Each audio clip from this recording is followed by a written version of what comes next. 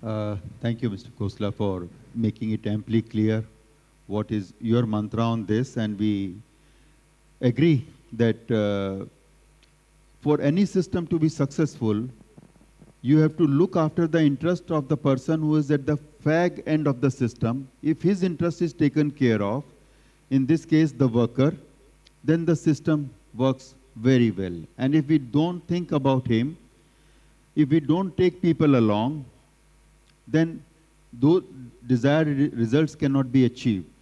And this applies to all systems, every field.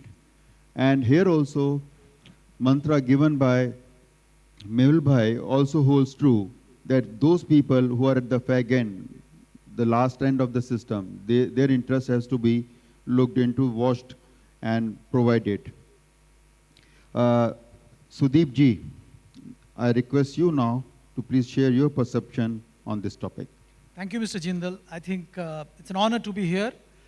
The topic is FDI, and I think we need to identify the key areas where FDI is needed. There are lots of areas where we are deploying our own domestic capital, and I think we are quite happy with it. One area which Mr. Somasundaran touched upon, and I believe very strongly, is that we are one of the largest consumers, if not the largest, of gold, and we don't mine gold as negligible quantity. I think there is significant opportunity of opening up this sector for FDI. We had some government mines. They're not operating. They're not operating for decades. We understand that the gold deposit in terms of the traditional way of extracting gold has been exhausted as far as India is concerned, Indian technology. But if appropriate encouragement is given, and appropriate infrastructure or structure is put out by the government, I'm sure they can attract FDI in mining of gold in India. Not only revamping the existing facilities, but also exploring newer mines. I think that will do India a significant good. We still import huge amount of gold. That puts a lot of pressure on our balance of payments. That creates the government, that actually forces the government to create all kind of distortions in the market, which is not a very healthy thing. We should focus on the root cause, which is we are not producing gold in India, and try to encourage FDI. It doesn't matter, nobody in India is investing. So why not let foreigners invest and try and explore gold in India? True. The second thing I would like to highlight is what Mr. Khosla has demonstrated to the world that it can happen, that why not manufacturing in India? Why do we have to buy gold which is manufactured, which is finished? Why can't we manufacture gold in India? There's only one example which is a successful example. Everything else is happening in a very small scale. Why can't we attract, create the enabling, again, regulatory framework? Today we have all kind of restrictions. 20% has to be exported. Whatever dore you are bringing in, 20% has to be exported as jewelry. That doesn't encourage the FDI to flow in. So I think this is one area where we need to streamline the procedures. Third thing I would like to highlight is, I think it was mentioned by one of the speakers before us, that India is sitting on a huge amount of gold reserve, which is in private hands. We have to find a way of monetizing it. And that monetization cannot happen through our domestic NBFC with their existing capital. Yeah, there is no restriction on NBFCs attracting capital, but probably some other structure needs to be thought out with foreign investment, whereby we can monetize this. I don't think there is any harm in attracting FDI in any of these three areas. We are not sacrificing sovereignty, we are not giving up control, but we need money. And that money can come easily from foreign investors and help the industry get to a completely different sphere. Thank you. You must have recently read this news item where Modi said that government has no business to be in business. Absolutely. You read that. And why they cannot open all the things to make enabling provisions so that whenever people want, they can use it, rather than people applying and then they thinking and then they allowing it. What is your view on this? I completely agree with you, and I think the Make in India, which unfortunately this industry didn't get a mention in Prime Minister's speech, but I think this is a great area where Make in India should focus. we are not encouraging FDI. We should figure out a way of encouraging FDI in mining. We should encourage refining in India. And we should figure out a way of monetizing the gold in private hands. So government need not do any of these things. As I mentioned, the mines which were there were in government hands, they're not functioning. So government should move out of that and encourage private investors, including foreign investors, to come and play a role there. My sense of encouraging FDI is as simple as you remove the restrictions. Absolutely. And it can be done. Absolutely correct. Is there any rocket science required to do it? Unfortunately, no rocket science, but we all know what has happened in coal. So people are extremely wary about these licensing things. So they have to put a transparent mechanism and very clear understanding that nothing is going to happen after 20 years, like what happened in coal. If that groundwork is laid down, I'm sure we will attract FDI. So you're all for it now. Anubhavji, share us your Anubhav with us. Thank you. Well, I'm going to take a slightly different tack to what everybody has spoken about, and pretty much deal with two issues. One is if, and the writing is pretty much on the wall that FDI is going to happen, how will it change things for us? And then secondly, more importantly for everybody in this room, so what's in it for us? So find some foreign individual comes in, sets up a manufacturing unit, how does that benefit the rest of us? Well, the first thing is that the ecosystem as we have it today, and a lot of people have spoken about this, is pretty, individually run. It's fragmented. You have a lot of logistical issues that creep in. I believe that as the FDI comes in, the first thing that's going to happen is that this ecosystem is going to change, because it's not only going to cater to our domestic value chain, it's going to start catering to a global value chain and a global supply chain, right? Given the way the government is going, a lot of your manufacturing and marketing and all of those activities are going to be based here. Not just those, but also designers. I mean, it does not make any sense for some individual like Graf, for example, to have a manufacturing unit in India and have the designers sitting out of the US or the UK, right? What does it do for us? First and foremost, it brings in technology. It brings in efficiencies. The siloed approach that we have to our manufacturing and retailing today will probably go, and it should, because that is what, as Sanjeev put it, brings in the efficiencies where you can share back-end production facilities, you can share marketing infrastructure. Well, the retailing as we know it could change forever when you have specialized retailers and manufacturers, maybe all originating from all of us sitting in the room today. So not only are we looking at individuals getting in technology and capital, we are going to look at a very, very different way of doing business. And I think that for all the stakeholders, from our manufacturers to our jeweler friends out here, to the 4 and 5 million workers that they cater to the customers, life's going to improve. Good. As Modi ji does with all his proposals, he make it so attractive for everybody that people they don't have any other option but to follow it, because they find if they don't do it now, they will miss the bus, and nobody wants to miss the bus. So we should be doing the same philosophy. We should apply here to invite FDI. There is a huge potential in the country. We have our strengths. People have their strengths. Match them together and use it to the benefit of both sides, and it should work very well, I believe. We can provide a lot of things to these people overseas, and they can provide the best practices being followed by them. And if such a combination is made, a win-win situation occurs, and both sides will be the winner for that. On the front of jewelry, you are an expert. What other mantras you think we need to make it much more successful and to make it happen? Like the government said, government doesn't have to be in business anymore. You think this will happen soon after the statement made by Modi ji? Or you see that it will take a long time, it was just said because he wanted to say it? What is your gut feel on it? Mic is here. Modi said business is only for businesses. Government has no business to be in business. What is your gut feel that this will happen soon or it will take long time to happen? Well, I am sure that they are going to offload a lot of stakes in a lot of government organization, and whatever is efficient will work, and whatever is not efficient will certainly go to the private sector. But I don't think that in whichever industry what the government holds, it's more or less every industry, there are private organizations too. I don't think so there is much monopoly left anymore. So, but certainly that whichever is not, so many like airline and so many other machinery of the government, a lot of industries, what they are handling, are not working efficiently. So certainly the private sector should come as soon as possible.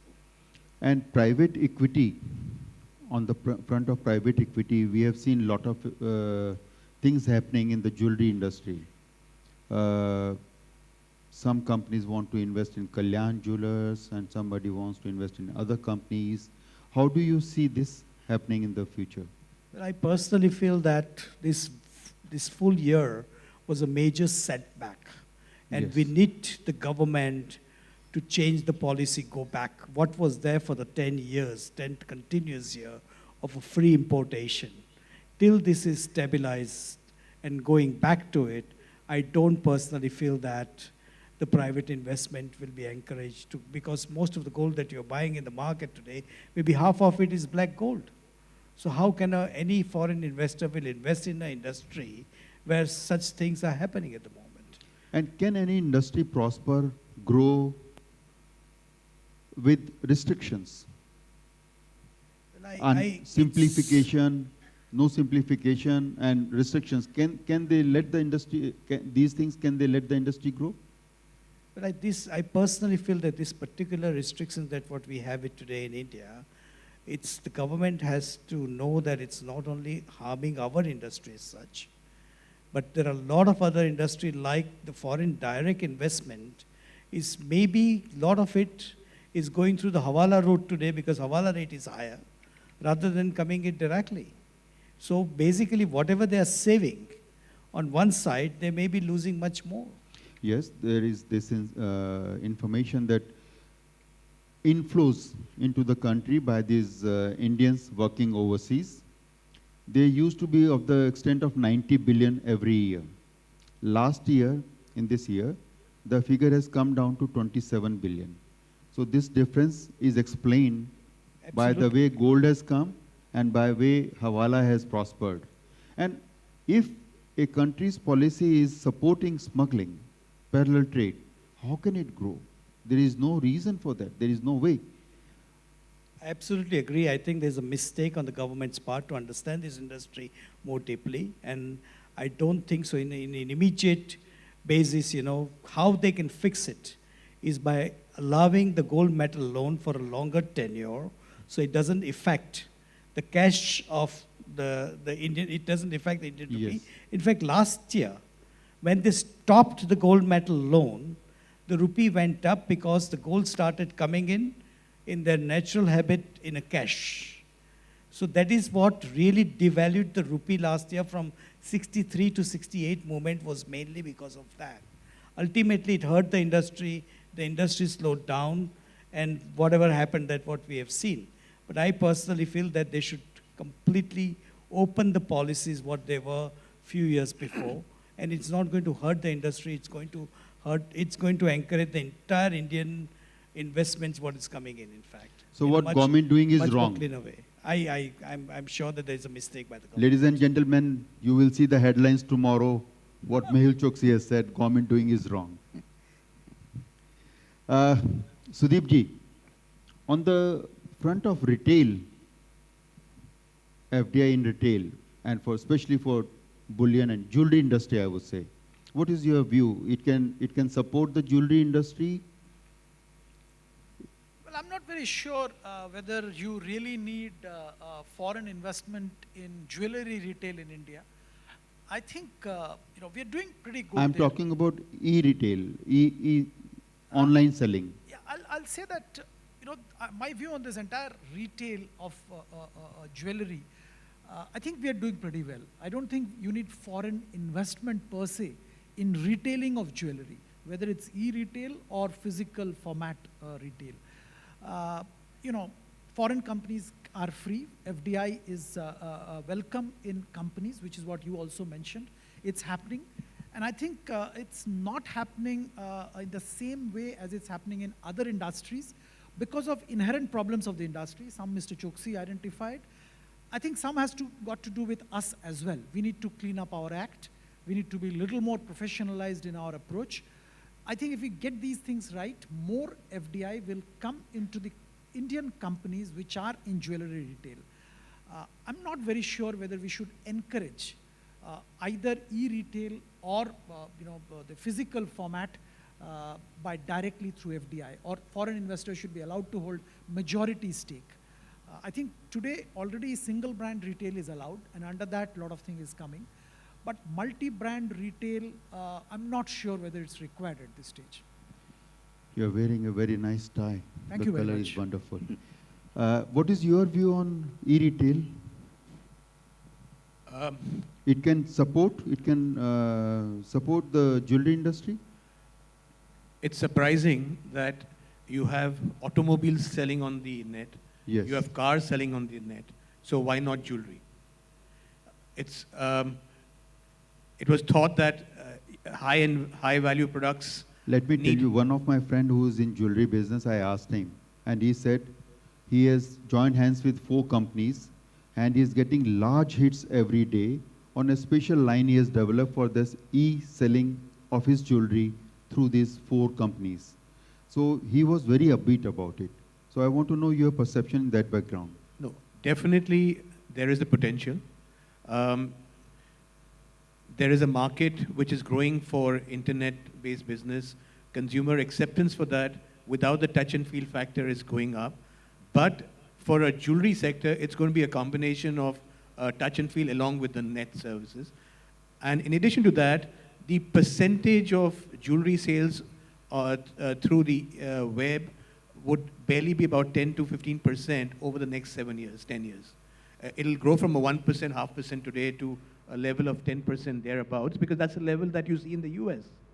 So if in the US market, it has grown to a 10% level over a reasonably large period of time with internet savvy, comfortable buyers, there is some business, but it's not as large as it's being made out to be in terms of valuation of those companies. So you have to be aware of that. Mm-hmm. Now you know the views of others. You share your views on e-retail with us, please. See, e-retail is not something which the industry can decide. It is what the consumers decide. The e-commerce in all aspects, as we all said, is growing. Whether it is you just straight away click and buy, or you just reserve it and go and physically inspect, it is a thing which is going to happen in all the categories, and I don't think gold is any exception. And as we see more and more coins and others getting into the market in a later stage, branded coins or simple jewelry, things like that, I think e-commerce is there to stay. It is not something which the industry can take has a choice. It has to now see how well it can deliver it. You have doubt on its increasing efficiency of distribution, efficiency of sales it provides? No, I think it is not one or the other, but e-retailing will coexist in a very, very significant manner because the consumers are changing and they are hooked onto the technology today. So anything which does not go through the technology is going to have a difficult Yes. channel. Mm-hmm.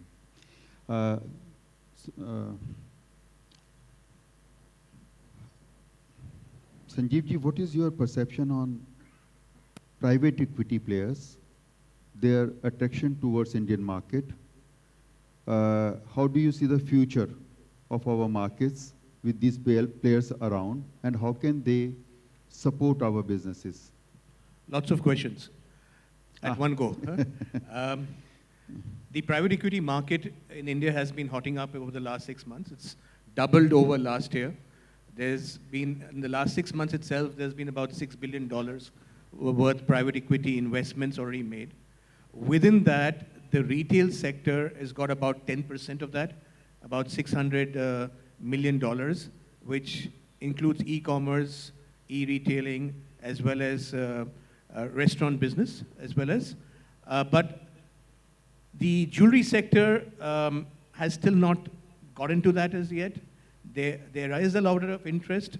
The private equity players I know of and aware of are looking at a few jewelry companies. But like I said earlier, the number of potential investee companies are limited today in the Indian environment, which could give the private equity player a reasonable sized ticket to invest in. Mm-hmm. So that's the challenge. So economies of scales can help. The economies of scale, the regional players growing nationally and making significant growth in the top line is an area. But there's always a concern amongst the private equity players overseas about the balance sheets and the numbers of the company. And the credibility factor has to be substantiated by these companies who would like private equity to enter into their company. Anilji, what is your take on monetization, Anilji? What is your take on monetization of this 25,000 ton gold lying in household? Can you suggest some nice solution for that? Well, I think Out of the box solution. one of the big reasons why that gold is lying is just to protect it from the government, Mm-hmm. right? So, and I think this was suggested earlier, that you need to have a good beneficial scheme which allows people to monetize that gold without having the fear that, you know, at some point in time, the government is going to tell you, yeah, here's your cash that I'm printing at home, and your gold is ours, Mm-hmm. right? So there needs to be surety, there needs to be confidence in the system that I am using my gold to either generate a return or tide over some temporary liquidity crisis at home, and that's going to come back, right? One big way of doing this would be to do it through the banks, because banks are somebody that you already trust your money to. So this is another way of putting that in. Now, banks have their own inherent limitations because the reach isn't as much. Mm. So, two issues. One, get the banks equipped to deal with bullion than just cash. And the second bit is to simply improve the reach. Now, I believe that the reach can be improved simply through technology and the new banking licenses and a bunch of other things that they're doing. But the former is a bigger issue. For example, if somebody were to go and to take a loan against their gold jewelry, it's a bit of a tedious process. And it's not standardized across different banks. So I guess you sort that out, and you have a lot of this gold coming back into the system, which would be great from your foreign currency reserves perspective, from the supply to the jewelry sector, and from the consumer side where you're monetizing gold instead of it just lying in your small lockers at home. Mm-hmm. All right. What is your perception on this? I think it's a very interesting thing, Mr. Jindal. You see, somehow in India, we are not, when we are calculating our deficit, we are not counting the gold which is in private hands. And somewhere if that can be corrected, but it has to be an innovative, out-of-the-box way of doing it. I think the wealth of the country, the way we measure today, is going to undergo a significant change, and it should change. The way we look at Indian economy, the way we look at the figures, whether it's a GDP, whether it's per capita income, everything can undergo a significant change. Second point is that the funds available for deployment, we keep talking about capital formation. Now the capital formation to an extent gets restricted by the fact that a significant amount of our savings is going into gold. My colleague mentioned about banks. Unfortunately, banks haven't been able to provide solution in its earlier form. The gold deposit schemes and other things, whenever it has come, including the state banks of the world. First of all, the individuals need to be certain that the form in which the gold has been deposited will be preserved. That's very important. Most of the people don't want to lose the form in which, if it's an ornament, it has to come back identical. The second thing is, if there is a mechanism whereby he can also start earning interest on the gold which he is depositing. See, we are not talking about gold loan. That's a different thing altogether. I'm desperate for money. I go pledge my gold, take money. You're talking about monetizing the gold. So here you have to incentivize the individuals to keep the gold with somebody. And on that, you have to earn something. Now look at the industry. Today, industry takes gold on lease. And my friend Rajan is here. Scotia has been doing this for ages. There is a gold lease concept and people get gold on lease. There's a small interest they pay. Now the identical thing can be done if people are allowed to keep gold, and against that, the jewelers or the industry can take gold with an interest. So the interest goes back to the individuals. So you create a incentive structure for an individual to keep the gold, bring the gold into the system. Of course, you have to consider the sensibilities around, people don't want the gold to be detected and things like that. You have to take care of that as well. I find Rajan is very popular. He is everybody's friend. He gives loan to everybody. Rajan, thanks to you, yeah. Somaji, my perception is 2008 turmoil, 2011, 13, we had bad time. Last decade was not really good, but last few years were terrible. I didn't find people of India very disturbed, very nervous. Was it because of this 25,000 ton of gold lying with them, which kept them calm, or was it not? Well, I wouldn't say the anxiety or the lack of it came from gold, but certainly gold plays that role in society because in India, as we speak, there are no financial instruments that give you a real, positive interest rate. The whole world was nervous. Yeah, Especially the West was very nervous. Yes. You could see such body languages, body signals and everything. Indians, I didn't feel that they were so nervous about it. Well, even the world across, we did see the ETFs in the West grew substantially because Yes. people moved away from the non-strategic investors and put money into the gold ETFs. So we did see that, and that Indians in general were buying gold. So it is not that they spiked their purchases. So I think, yes, the stocks, as he rightly said, this is comfort for the households, millions of them. And it continues to be the case even today. Certain amount of money, 10% of your savings goes into gold.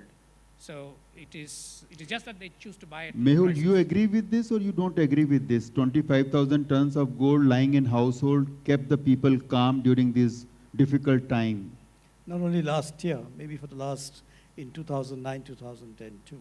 Yes? But I have one different point of view here. I told you I personally feel that the gold mobilizing whatever government is trying, it is not successful. It's mainly because it is mobilized only at the banks level, and very few bankers are there to really help. I personally feel that this is what I suggested to the Federation of Gems and Jewelry too, that we should mobilize it. We should come out with a scheme that we involve each and every jeweler into the same scheme. I mean that the jewelers can mobilize this gold, and then certain scheme that you can buy the similar amount from anywhere else, against whatever that you tomorrow you want to go back and return the money, you can buy back from any of the jeweler. This scheme in particular will be very successful from two points of view. One is that even the marketing will increase, because whatever gold we take back from them, it's certainly going to go for melting to mobilize it.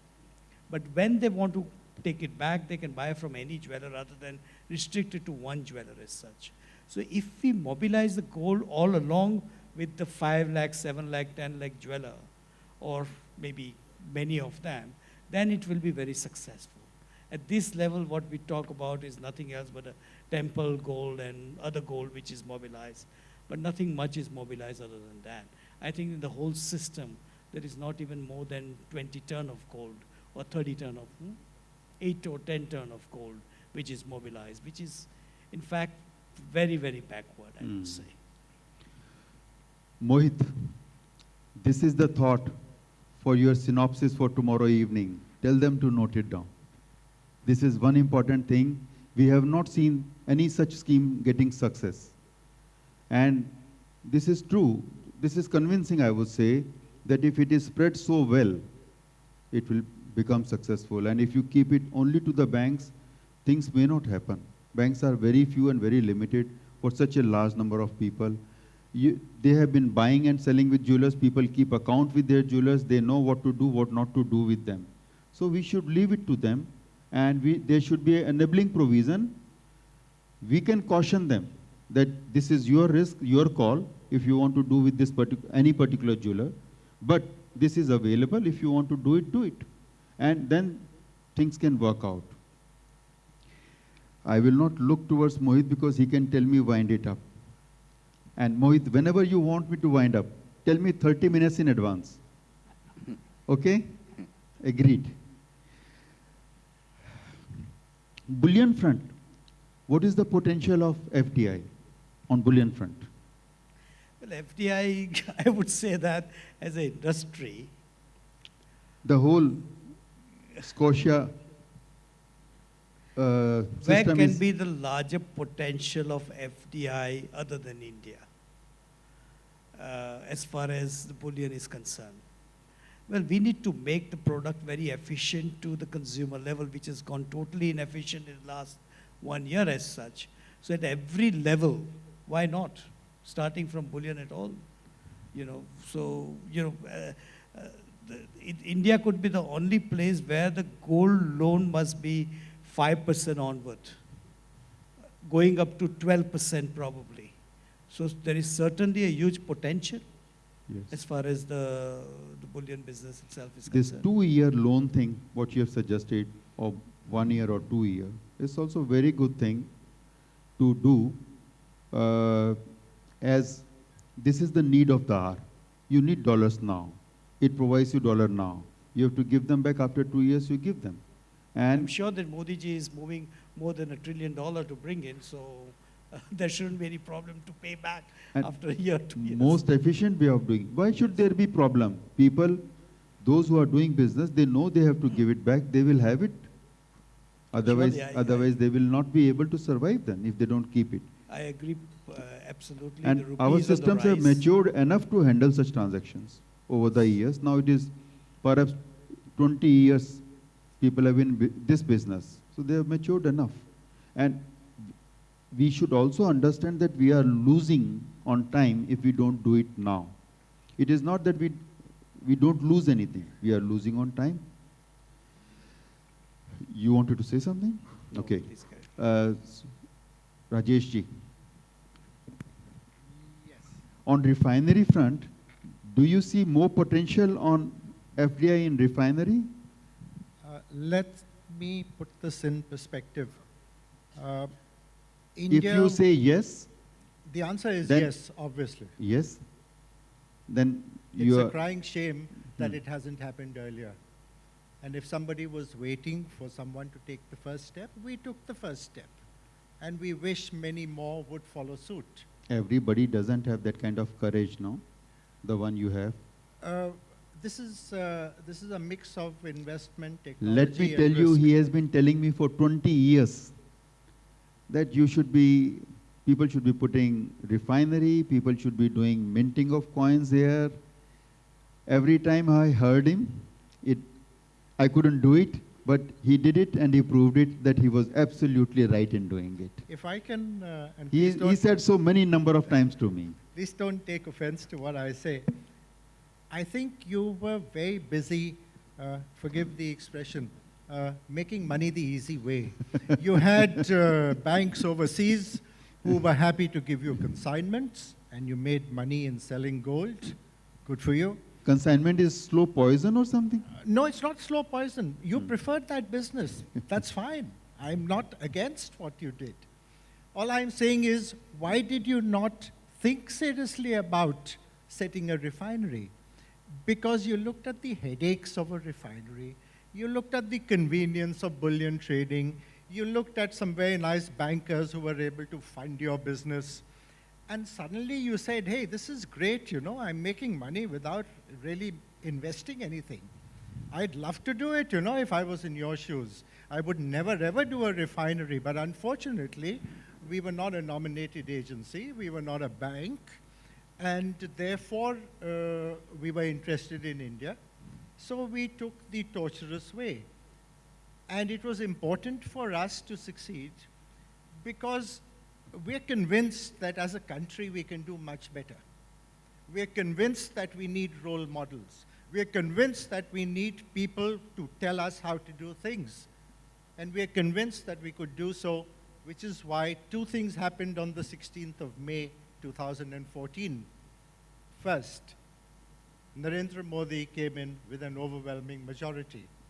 And quite coincidentally, and this is not by design, on 16th of May, India got its first LBMA accredited gold and silver Friends, refinery. let's hear for him.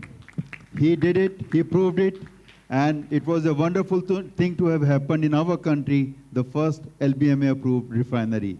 In those days, it used to be dream. Can ever be such a refinery in India? And now we can say, we have seen it is there. Yes. Yes, please. Yeah, just to add to what Mr. Khosla said, your question was, why people are not doing it and things like that. I think it's also, it's not that people haven't done it. I don't want to get to names, but people have done it. They've spent a lot of money putting up refineries. I think somebody has to be at it, and somebody has to have a good partner. We're talking about FDI, obviously a good foreign partner, just to make it success. So just putting up a refinery, spending millions and billions is not a recipe for success. People have put up refinery, they are lying idle. You are protecting me, I think. No, I'm not. I'm just stating facts. He was criticizing that I didn't do it. You are protecting because you didn't have the foreign partner, you didn't do it. Thank you for doing it, but the fact remains, both of you are right, fortunately. He is right, it should have been done. You are right, foreign partner is also a very good thing to go together with, because then it works as a synergical alliance, 1 and 1, 11. He knows that he'll be able to take it through, and you know that you will be able to take it through. You are in India, you know how to do things in India, how they happen. The confidence level is different then. Yeah, plus sourcing of the dore. I mean, you have to have access Yes, to dore. So. absolutely. So that combination is required. And still now I feel for something to happen at the level he has done, FDI is required. A expert, experienced partner is required. Without that, you can do some small thing, but not something large and to match what he has done or to near to what he has done. What is your wisdom, Mr. Somasundram? Please share with us on the subject of refinery. What do you say? How it can work without FDI, with FDI, without foreign partner, without experienced partner, or with experienced partner? It is must. Yeah, with FDI, you always get the right support and the processes. And I think that's a weak point in many of the Indian businesses. So, an FDI not only gives you capital, it gives you a certain way of working, which is very important when you have to get these kind of international accreditation. So, and we believe there is a need for more refineries. You look at the experience of Turkey. The first thing they did before they talked about monetization was to put up the infrastructure. They put up refineries, and then the banks started getting happy about it, etc. Today, the gold monetization scheme in India isn't working, because I did speak with one banker in the south, and he said if you have to collect it from Tirupati, you have to ship it all the way to the mint in Bombay, because there is no one down south. So I think there is a big scope for FDI in refinery, apart from, of course, mining, which we believe. So these are the two. Anilji, you have kept all the cards to your chest. Will you share with us something, please? Certainly. Good afternoon, friends. And thanks, Mr. Jindal, for giving me this opportunity, and especially to Mr. Prithviraj Kothari, who invited me for this event. Probably, I have the least understanding of this business among all of you who are in this auditorium. But after this panel discussion, I feel I'm a little enlightened person. First of all,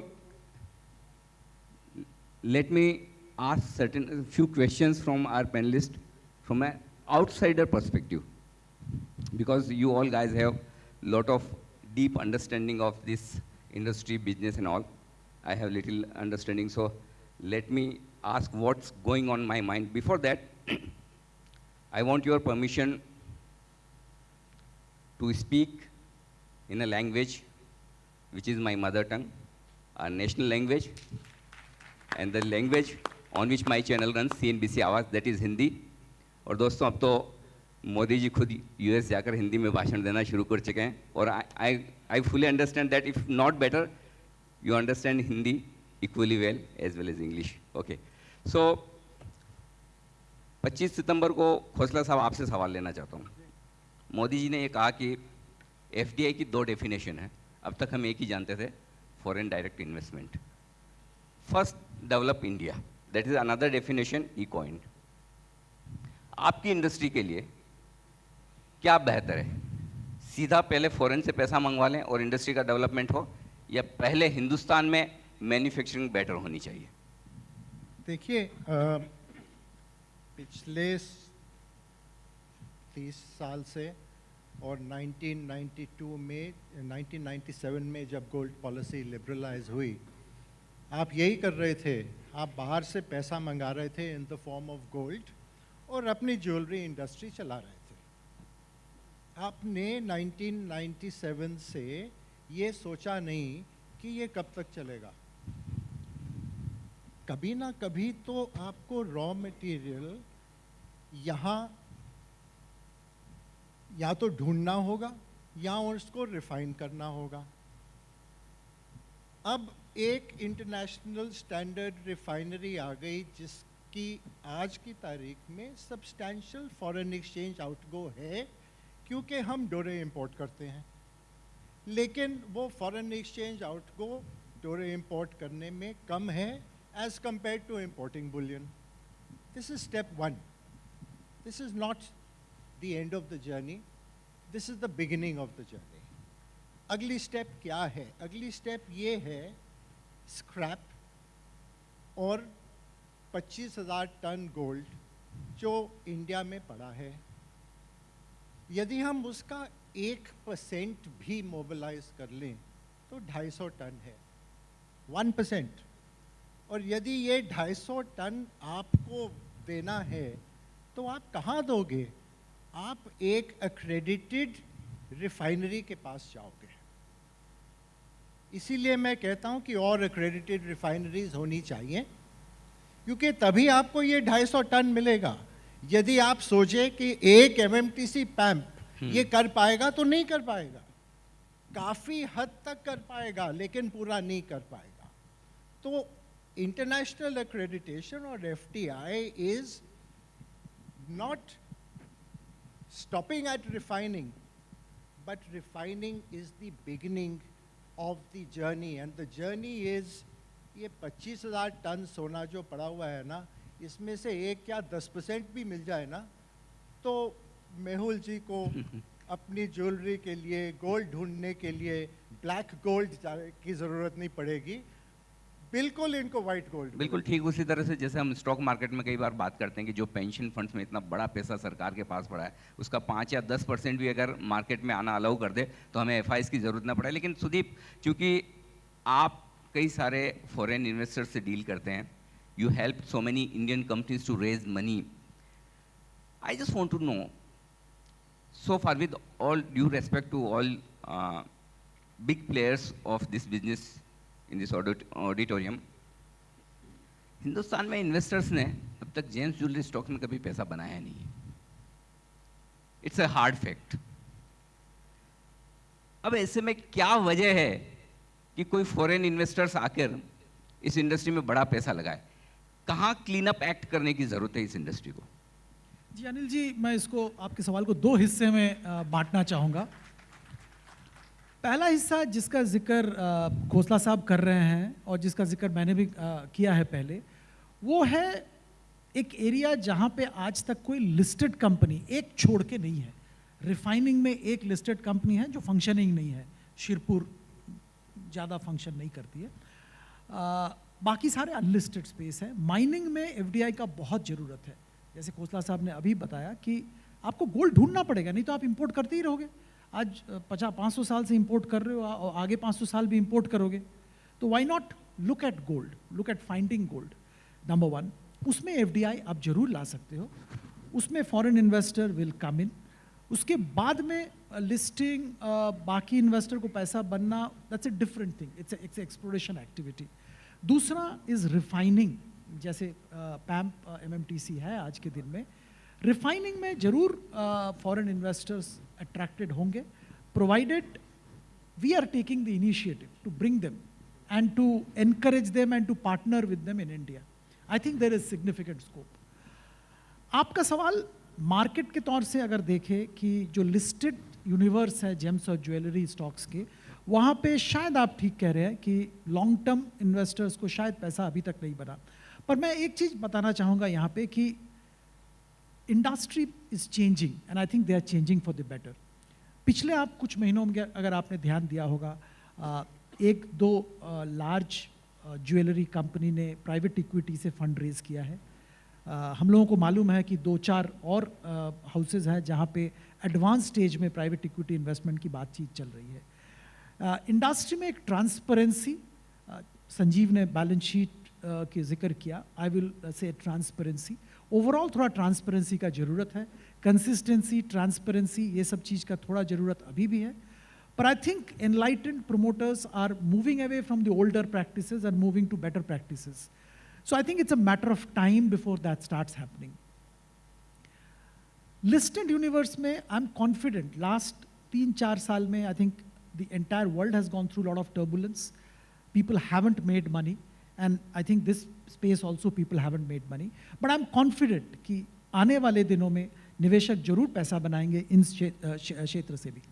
Mehul भाई, आपसे सवाल मेरा है कि generally वो सारी industries जहाँ पर गवर्नमेंट के रेस्ट्रिक्शंस बहुत हैं, पॉलिसी बार बार बदलती है, क्लैरिटी नहीं है, वहाँ पर फॉरेन इन्वेस्टर्स भी थोड़ा सा दूर रहते हैं, या फिर उन कंपनीज में आकर इन्वेस्ट करना चाहते हैं तो वो वैल्यूशंस नहीं देते हैं जो वो कंपनीज डिजर्व करती हैं, जो मार्केट डिजर्व करता है। इसके लिए गवर्नमेंट पॉलिसीज़ में किस तरह के चेंजेस लाने की ज़रूरत है? वेल, हम 1997 से लेके 2013 तक जो पॉलिसी थी, it was very clear policy, जो पॉलिसी में बहुत कम मतलब पूरी इंडियन इंडस्ट्री जो गोल्ड प्रोक्योरिंग से लेके up to jewellery industry and beyond retail and everything, it was a perfect setup. ये पूरी चीज़ बिगाड़ने से जो भी चीज़ हुआ है अभी, वो इतने बैकवर्ड हो गई है, मेरे हिसाब से तो कोई इन्वेस्टमेंट ये इंडस्ट्री में आ ही नहीं सकता है ये माहौल के अंदर।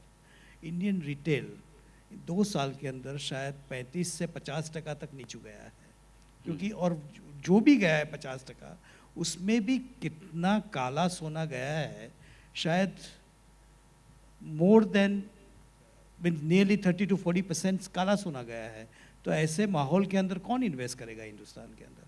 सो ये जो 1 साल है वो 1 साल भुला देना चाहिए and we should go back, and जो पॉलिसीज थी उसको कहाँ एडवांस कर सकते हैं वहाँ पे देखना चाहिए था। पर्टिकुलरली 80-20 स्कीम वो कम्प्लीटली रॉन्ग स्कीम है, और जो डिस्करेजमेंट दिया जाता है 80-20 के अंदर भी किसी को भी कि जब 2-3 दफ़ा माल मंगवाने के बाद पेमेंट आवे नहीं तब तक नया नहीं इशू किया जाएगा, और बहुत सारी तकलीफें जो है वो दूर नहीं होएगी बेसिकली, तब तक ये इंडस्ट्री आगे जा ही नहीं सकती है। अनुभव, आपसे जो मेरा सवाल है वो मेरी एक पर्सनल प्रॉब्लम पर है। I had very tough time to explain my wife why should I invest into gold ETF. मैंने बहुत समझाया कि मोतीलाल ओसवाल का गोल्ड ETF है, मेरे अच्छे दोस्त हैं, रिलायबल हैं, लेकिन वो बोलती कि नहीं, या तो ज्वेलरी या फिर बिस्किट दिखाइए। ETF में पैसा लगाने में वो सेटिस्फेक्शन, सेंस ऑफ ऑनरशिप नहीं आता। ये जो इंडियन टिपिकल माइंडसेट है गोल्ड को फिजिकल फॉर्म में ऑन करने की, इसको ETF में कन्वर्ट करने के लिए क्या करना चाहिए? आप हमारे ETF में अगर इन्वेस्ट करें, हम आपको ETF में इन्वेस्ट भी करा देंगे, आपको वापस गोल्ड भी दे देंगे। लेकिन मतलब on a more serious note, हमारा जो इंटेंशन था जब हमने अपना गोल्ड ETF लॉन्च किया वो यही था कि भाई आपका जो कंजम्पशन होता है गोल्ड का इंडिया में, वो सबसे ज़्यादा फिजिकल फॉर्म में होता है, और वहाँ पे 12-13 गोल्ड ETF ऑलरेडी बैठे हुए हैं, तो आप नया क्या करेंगे? अब उसका बहुत सिंपल सोल्यूशन था कि आप उसको फिजिकल वापस दे दीजिए। क्यों नहीं दे सकते हैं? आपका एलोकेटेड गोल्ड है, आपके पास गोल्ड वॉल्ट्स में पड़ा हुआ है, जो आदमी सेव करना चाहे विदाउट रिस्क ऑफ थेफ्ट और क्वालिटी इश्योर्ड आपका गोल्ड है, तो हमको वापस दे दीजिए। सिंपल चीज़ ये है कि आपके वो एक किलो बार्स नहीं रहेंगे, वहाँ पे छोटे डिनोमिनेशंस रहेंगे। और अगर किसी के पास ये फैसिलिटी है तो क्यों नहीं इन्वेस्ट करेगा, पहली चीज़। दूसरी चीज़ जो पहले बात हुई थी, यहाँ जिक्र हुआ था इस ग्रुप में, कि आप एक गोल्ड इकोसिस्टम क्रिएट कर दीजिए जिसमें आदमी कोई भी ज्वेलर के पास जा सकता है, वहाँ अपना गोल्ड डिपॉजिट कर सकता है और वहीं से जाके विड्रॉ भी कर सकता है जिस फॉर्म में उनको चाहिए। अगर आपके पास इलेक्ट्रॉनिक गोल्ड इस तरह का अवेलेबल है, आपको उसके ऊपर एक सिंपली एक टेक्नोलॉजी डालने की ज़रूरत है जिसमें आपके पास एक कार्ड हो और आप जाइए किसी ज्वेलर के पास, उनके पास एक, जैसे आपके बैंक की पॉस मशीन होती हैं, पॉस मशीन में जाके स्वाइप करिए, आपका गोल्ड सेव्ड ऑलरेडी है आपके पास। अब उसको या तो बुलियन में ले सकते हैं या फ्रॉम अ सर्टिफाइड रिफाइनरी, और you convert it into jewellery, right. अब ऐसी फैसिलिटी अगर आपकी वाइफ को मिले तो क्यों नहीं इन्वेस्ट करेंगी ETF में? I'll just explain her whatever points you have given. But Somchandran sir, बड़ा पैसा लाने के लिए अगर फॉरेन इन्वेस्टर्स को अट्रैक्ट करना है, we have to offer them certain things. That this is a developing market, growing market. Government intervention would be much less and all those things. So, what are the biggest points Indian jewelry and bullion industry has today, which can be, USPs for foreign investors? Well, one is demand is very, very robust in India. You don't really have to work to tell an Indian why he should buy gold. So that is a good thing for us, like China and other places. So demand for the final product is good, but we need to just also give them confidence that we will not have these kind of barricades. Every few months, you can't have new regulations, because then that affects the profitability of the companies they have invested in, their business models change. That is where we need to give them a feeling that the policy is there to stay. And that is very, very important for a foreign investor. Once you do that, as a market, India is a very big market, so there is no need to sell India per se. There is only need to sell the consistency of policy. Right. So I don't know how much time we have. So from my side, last question to Sudeep. Sudeep, so far we have seen very, very strong demand in gold consumption in India, as you also said. But moreover, we hardly had any other good investment options, right? एक तो या तो real estate land में कर लीजिए या फिर gold में कर लीजिए. Traditionally we use to invest only in these two asset classes. Now as economy is opening up, global investors आ रहे हैं, Indian markets be it any commodity और equity markets, they are link to global markets. ऐसी situation में equity के अलावा दूसरे asset classes कितना आउट परफॉर्म कर पाएंगी, ये बड़ा क्वेश्चन मार्क है. So people they still have faith in gold as an investment option. What needs to be done? देखिए अनिल जी, जो आप कह रहे हैं सही कह रहे हैं. बहुत सारे ऑप्शंस इन्वेस्टर के सामने आज आ रहा है और आई एम श्योर आने वाले दिनों में और भी नए नए ऑप्शंस आएंगे. जैसे रीट की बात हो रही है, इंफ्रास्ट्रक्चर फंड की बात हो रही है. पर गोल्ड के मामले में हमारा मानना यही रहेगा कि I think the demand will continue to remain and continue to remain robust. अगर आप देखेंगे पिछले 20 साल में, आई थिंक ग्लोबली और इंडिया में भी जिसकी आप बात कर रहे हैं, ETF, that's a new completely asset class. पहले gold used to be in the form of jewelry and it was primarily for consumption.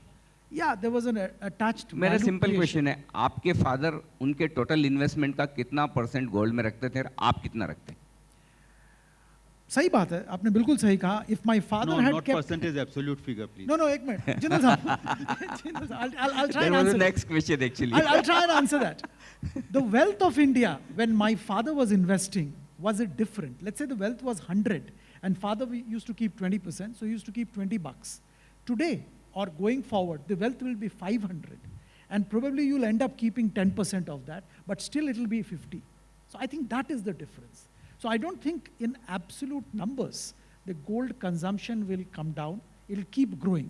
Yes, in percentage terms, probably it'll come down. Anil's 10 is more than father's 20, I tell you. Right. Percentage terms when you say. Absolutely. So I mean, market is getting larger and larger. That is the point, right? I have a question for you, Anil. Did you see when you came inside, there were hundreds of bouncers outside? Yeah. You know why? Because If it's we a don't finish in time, gems they and will jewelry. throw us out. Oh, I thought it's a Gems and Jewelry Association program, so always you find bouncers. But anyway, I hope I took little less time than you. Yes, So, I am- but you took that extra time. You took that extra time, so you are blamed that you made it delayed. It was honor to be No, pleasure, moderating. pleasure. this. And good thing that you didn't ask me anything. I could not have replied these difficult questions what you have been asking. Thank you very Thank you, much. thanks. Would you like to conclude, please? No, Come. please, Hmm? please. One question has come, cut short, time up.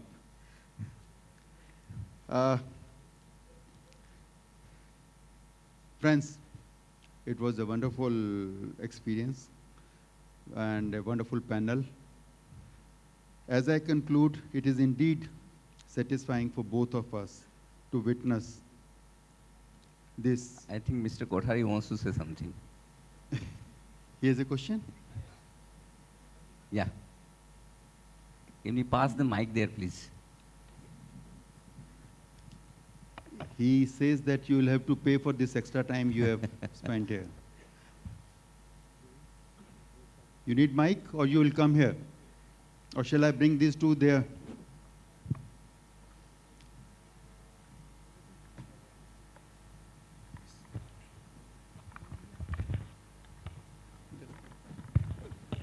Question Kothari ji का है, मेरे से कहलवा रहे हैं। Outsourcing. एक question है राजेश जी, आपसे पूछ रहा हूँ। आपने कहा कि ये डोरे बार इंपोर्ट करने पर फॉरेक्स बचता है, क्योंकि ये डोरे बार इंपोर्ट करने पर फॉरेन एक्सचेंज कम जाता है। हमारा अंडरस्टैंडिंग ये है कि डोरे बार जो है गोल्ड प्राइस से ज़्यादा प्राइस में इंपोर्ट हो रहे हैं। This is my first question. And Can I answer your question? I'll put two questions, you can answer simultaneously. And second question is also related to refinery. In the last 1 year, so many refineries are coming up. उसका reason ये है कि there is a premium on gold. People are not able to import gold otherwise. इसी की वजह से जो है refineries आ रही हैं, refinery में concessional duty है. अगर ये यहाँ पर इंडिया में प्रीमियम ना हो और concessional duty ना हो, तो कितनी refineries यहाँ पर successful होंगी? Okay. Incidentally, ladies and gentlemen, the person who's asked the question happens to be a refiner himself, so that's fine. Now I will take you through this one by one. Let us look at this issue you raise of some refiners paying more for doré than the value of gold. Now, economically, that is an aberration. Industry cannot survive on an aberration. Who are these people likely to be? The people who are likely to be are people who have a margin to be able to do so. If you look at the differential between the net duty on gold doré and the net duty on gold bullion, and if, like us, you were in the domestic tariff area, the net differential is 0.7%. However, if, like you were in the excise 10-year holiday zone, you would have the luxury of a net differential of 2%. So naturally, when you look at your business and you look at 2%, you will be tempted, I'm not saying you do it, but you will be tempted to pay that little extra on doré because you have a 2% with you. Unfortunately, for poor souls like us, we only have the 0.7%, and therefore we do not have the luxury. That's point number one. Point number two, when you look at refining in India, what is the saving to the country? And let me address this question fairly and squarely. The saving to the country, number one, is the premium you pay to an overseas supplier for bullion. Let us assume that premium is $2 an ounce, give or take. I'm not talking about the $120 premium you earn when you sell it, because you make that money in rupees, and we're not discussing rupees over here, we're discussing dollars. So you save the premium on bullion, which is $2, and then you save the refining charge. The refining charge comprises of two elements, the cost of refining and the cost of metal you recover in the process of refining. The average refining charge, including cost of metal recovery, is $4 an ounce. A refinery like us operates on the basis of a $6 per ounce saving in foreign exchange as compared to importing gold. So if you imported 100 tons of gold, or you imported 100 tons of gold content in doré and you refined it, you would end up saving something like $25 million for the country. That's the answer to your question number one. I've forgotten, what was question number two? Or have I answered both? With this little margins, as you said that your refinery was closed for 3 months, can any world-class refinery survive here without having a stable policy? Because I have a feeling the gold business is thriving the last 1 year because of restrictions here. Otherwise, if anyone is to put up a world-class refinery, invite the FDI, will any refinery be able to survive with 3 months closure? Well, since we're having a straight question and answer session, and you know me, I will pull no punches. Yes, we were closed for 3 months. Yes, every mining company that we were sourcing doré from was worried as to what will happen.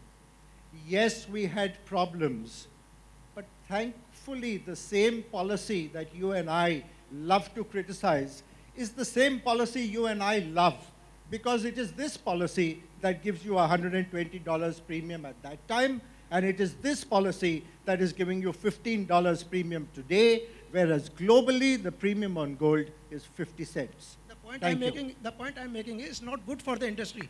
You see, it may be good for you or good for me. The point I'm making is the FDI will not be attracted to this country unless until we have a good policy, stable policy, least interferences from the government. This is the point that I'm making. Sateshji, that is a global truth. It is relevant not only for refining, it is relevant for anybody, be it a Vodafone, or be it the 2G, or be it the coal mining people who made investments. Stability of policy is not something that is discussed only when you discuss gold refining. Stability of policy is when you discuss the economic growth of Mera Bharat Mahan. Finally, they have a middle path now. Mehul bhai, you want to say something? Can I ask? It's beyond FDI. One very important thing what I would like to mention here is that in the government's policy, when they wanted to slow down the consumption of coal in the times when when India had a less reserves and whatever used to have the rupee devalued and everything, I personally feel that in the entire value chain, whatever they did was wrong. In a case of that, they should not have increased the duty. Rather on consumption side, they should have played with the VAT. Mm-hmm. That could have probably slowed down. But on the consumption side, by increasing the duty, foreign exchange and hawala and all this thing is going back. What I'm really worried is that again in the black money and all these things that industry is gripped into. Mm-hmm. They should have to slow down the consumption. They should have rather affected the VAT or other taxes on the consumer side. Mm-hmm. If they played that, probably that could have achieved the same result what they have achieved. And what is your view on this Chinese model? They could have restricted the CAD problem by restricting the quantity itself coming inside. Well, I personally feel all of this is wrong. And no, not increasing the duty so that smugglers have no incentive. Why? If the quantity was reduced, the smuggler would have certainly been operative. Then he's not saving on duty. It is only the thing is coming, whatever quantity is allowed to the companies. For example, 600. I don't think so. All of this would have helped. The only thing would have helped is to affect on the consumption side, which is the VAT side. That probably could have slowed down the entire thing instead of rather increasing the duty. And on the first stage of entering the country, it should have been probably more efficient than what was before. Yes, thank you. We'll take, you have a question. You have a question to finish it. Can I have a question, please? Here, excuse me, sir. I am standing. You are, okay.